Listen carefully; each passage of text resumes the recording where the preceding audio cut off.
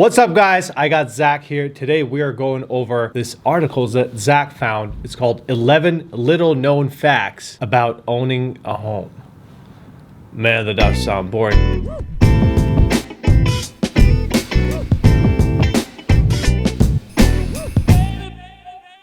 Let's get into it and let's see how it is. Subscribe to our channel. If you have any questions, you know where to find us. If you're looking to buy or sell in Rhode Island, we are your source. Living in Rhode Island, a channel that focuses on everything you need to know about living in Rhode Island. Subscribe to our channel, hit the bell, do the thing. Let's get into it. Zach, what are we talking about? Yeah, so today we're going over an article from Home Bay, 11 little known facts about owning a home. The first one is one that definitely you can attest to, is that unexpected issues can pop up at any time throughout the process. I just lost 2 deals today, so yes. So what are the things to expect where the big hurdles to get over during the process? It's crazy. All right, where do I get started? Let me think of one that you usually wouldn't happen, right? So here's the thing. We had a buyer we were working with 5 days before closing. They didn't work with Zach, and I told them they worked with a different lender. 5 days before closing, the lender that they worked with called us, said, hey, they actually do not get pre-approved for the loan that we told them to, so now their monthly payment is going to change by $400, resulting in the deal completely falling apart. That's something that can happen in a real estate transaction. Yeah, so focus on the stuff you can control, get pre-approved. There's going to be inspections, there's going to be appraisal, there's going to be title. These are all major milestones throughout the process that you want to make sure you're hitting those marks, and it's going to lead to less issues at the closing table, less issues a week or two before. Yeah. Issues can pop up at any point in time, but you want to work with a lender or real estate agent that's going to put the issues up front, deal with them beforehand. If you have a lender or an agent that's just skating by stuff, oh, we'll deal with the solar panels later, we'll deal with the income later, we'll deal with these issues later. Yeah. You kick the can long enough, eventually it's going to come due, and you're going to have these issues closer to the end of the closing when you've scheduled movers, when you've told your family and friends your date, you've bribed your friends with pizza and beer to come move stuff. It's just, it can lead to a lot of stress. I remember he called me, goes, on top of everything, I feel humiliated because everyone at work thought that I was moving to my new house. Right. And now this is happening. So yeah, do not kick the can down the road. It's a terrible idea. Do not be the U.S. government. So that's a conversation for you. So we're not going to get into all 11. But another one is emotions can lead you astray. There's a lot of layers to that. First and foremost, I think of in a multi-offer situation, or when a buyer puts an offer in and then a seller comes back with a slightly higher counter, and then it kind of goes back and forth, and it can turn into a little bit of an emotional thing where if you have your lender saying, hey, it's $25 more enough, are you more a month? Are you willing to lose the house for $25 for this $5,000 over? And the buyer's giving you pushback or saying, no, I don't want to, just because the seller countered me. Correct. And you can probably speak on that a lot more. 100%. That's where our role really is magnified in that process. What I noticed, because this is such a competitive market, agents and lenders are emotional with it too. Right. And we should do our best to never be emotional when it comes to that because of what you just said. Because if the buyer and the seller honestly have the right to be emotional, because it's tough for them.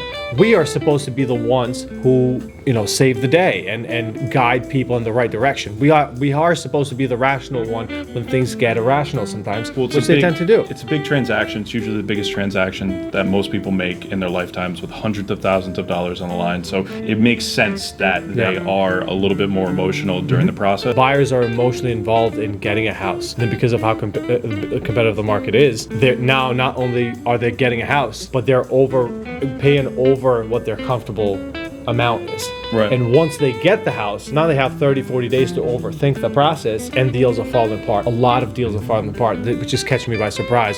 Like, this is a new issue to me because usually I make sure that deals do not fall apart when I put a deal together. Even like I'm on the listing side right now, and I got a call yesterday. Buyer got literally cold feet, and the agent said, nothing is wrong with the house. We did the inspection. Nothing's wrong with the inspection. Then I'm straight up telling you got cold feet. Yeah. He's talking to his family. So it's kind of like gambling, right? It's like you're like in that hot mindset of like, oh, let me put another $1,000. And then you realize later, oh shit, I shouldn't have done that. You know what I mean? So that's where we as professionals should come in and say, walk away from this house because it's not the right one for you. Just like my buyer, like I was telling you about that VA loan, he was willing to go $300, $400 more.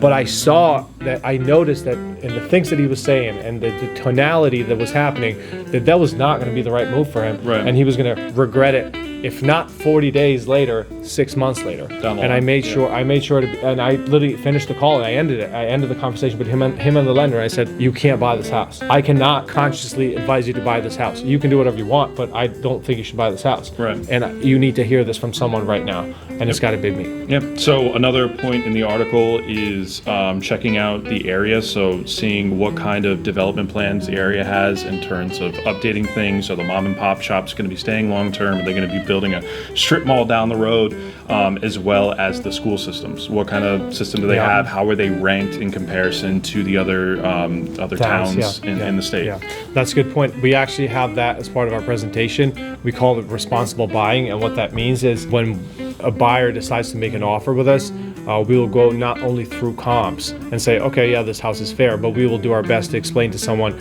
that they are going to be in good shape buying this house for the next 3 to 5 to 8 years. Right. And here's why. Right? We can't predict it, but based on the data that we have available, we do that for them. And then it's the schools, it's the towns. Here's the thing, right? You got to follow certain trends, and if those trends are happening, that's how you know you're buying a good property. For example, if a Starbucks is moving into a town, if a Whole Foods is moving to town, Trader Joe's, right? Like if things like that are happening, that's how you know you're buying something real, because these guys have the ability to track millions of consumers and movements in towns, and that's how they know. And then schools is easy. You just look at the schools. Every school has a grading, and you just go from there.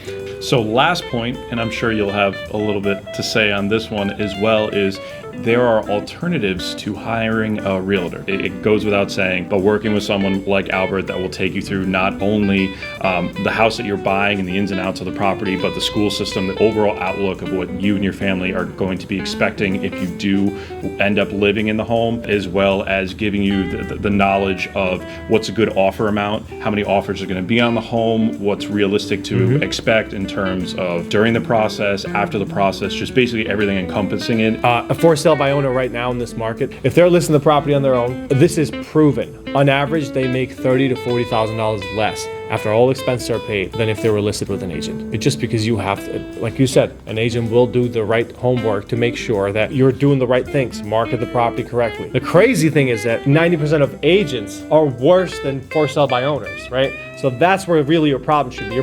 And that's where most people feel like, oh, I don't need an agent. Yeah. You really don't. You're right. You don't need an agent, but you do need a good agent. And to find a good agent is harder than you think. It just is. I mean, we get so many deals of people who couldn't sell homes, and then we show before and after pictures of our marketing, and people are like, what? It just doesn't even make sense to them. So that's why hiring a good agent who actually invests money in first of their education to be a better, more knowledgeable person, but then also in marketing property, is extremely beneficial. And then if you're a buyer, I would never advise anyone to ever buy a property without an agent.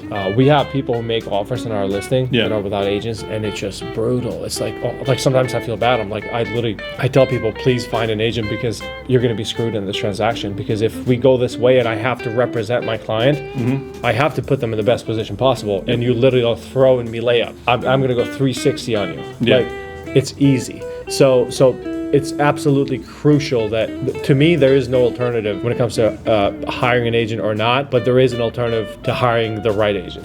I mean, I could talk about this for another 50 minutes because it's true, and it's crazy that people try to do this on their own. But yeah, if you guys have any more questions, let us know and we'll talk more about that. Subscribe to our channel. Hit the like button. Hit the like button, and we'll see you in the next video.